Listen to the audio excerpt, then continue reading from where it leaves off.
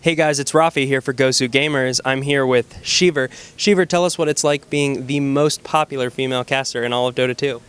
Well, I would normally say that I don't really feel like I am, but today I've been trying to walk around, and I say trying because it's taking a long time to get from one point to another because it feels amazing. It's like being a celebrity, and it's very special. Now, the community knows you for your casting. What's it like being at the analyst desk? Well, it was my first analyst desk, so it was a bit of a surprise. It's actually really fun and really difficult as well. I have to find the right things to say. Normally when I'm casting, I can ramble on and then come to my point later, and it wouldn't be a problem because, people would be watching anyways. But when casting, you only have a very small period of time to say what you want to say, to actually make your point. And that is something that I still struggle with sometimes. So that is for me the toughest thing, but it's been very enjoyable. I'm loving it, really am. What's been your favorite game so far here at TI? Oh, that's a difficult one because they all kind of start to blend together at some point. DK versus EG game 1, I think, is definitely one of the better ones. As for the group stages, I can't really remember anymore. But yeah, the DK AG game 1, yeah. Before everything started, before the play-ins or the round robin, who was your team? Who was your favorite coming in? I was actually rooting for both Navi and Fnatic. Because both of the storylines, I like storylines, so that's those two teams. Unfortunately, neither at the moment is in anymore, so that's a bit of a shame. But right now, I would say Cloud9 and EG are my two favorites. I mean, I'm a Western girl, so root for the Western teams, obviously. And Cloud9, of course, has got a Dutch person in it, so I would say if I had to choose, I would go for Cloud9 over EG. But those two teams are still the ones that I'm supporting right now. And even though you're a caster yourself, do you have a favorite caster? Well, that differs really. It depends on what kind of mood I am in. If I'm watching like in a stadium, like right here, right now, I enjoy Synderen and Toby a lot. If I'm watching at home and I have to do stuff on the side, I rather have, for example, AC because you don't really it's a good voice to have in the background, so you can still kind of also focus on other stuff. So it really depends what kind of mood I'm in. Do you have a preferred analyst with you at the table? Maybe somebody that you have good banter with or makes you comfortable? Well, it kind of, so far I've not been on the panel with everybody yet, I believe, or maybe I have, but I can't really remember all that too well. It seems to go pretty well with a lot of people. I like having Waga on the panel. James is fun to have on the panel, obviously.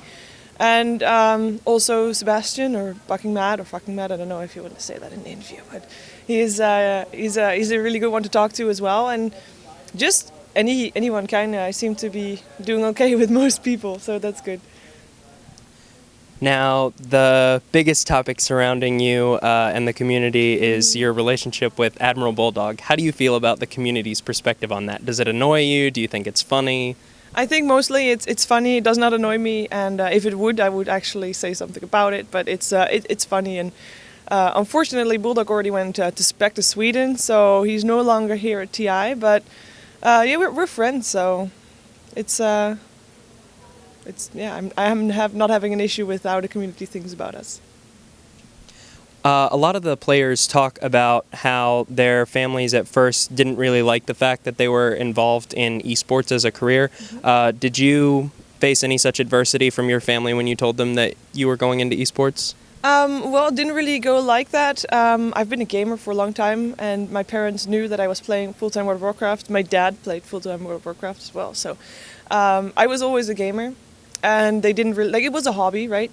And at some point, I got invited to, or GosuGamers actually got me to TI2, and that was when they really thought, so, wow, this is maybe something serious, something that is not just a hobby anymore, and that's when they really started to pay more attention to what I was doing. Before it was, just my hobby and nothing more. But they fully support me, and they've never been against it either. We've seen your stock grow a lot with the community since TI2. Do you see yourself on the podium casting the finals one day? Maybe not casting, because I'm a different type of caster. When you cast in front of a stadium, you need someone like Toby or LD that can really bring the hype. Because at some point, even if you're inside a stadium, you can't hear what they say anymore. You just hear that they're shouting, and it's so active. You're seeing it on the screen, and you have to be able to really bring that in your cast. And I'm not sure if I can actually do that. However, maybe someday I'll be a full-time host or full-time panel rather than just a couple of games here and there. I know you're searching for a studio right now. If you could handpick a studio to work with right now, where would you go? I'd go to Sweden, which is the good studio then. If we could possibly convince Valve for there to be a casters all-star match, would you participate? I guess so. And so far, for example, the staff cups I've not been in, so maybe I would. And normally, like, I'm not the best player, and I don't make a secret about it either. So maybe they would prefer to have different casters in there that can actually play. All right. Well, thank you for the interview. This is Gosu Rafi with Sheever. See you later, guys.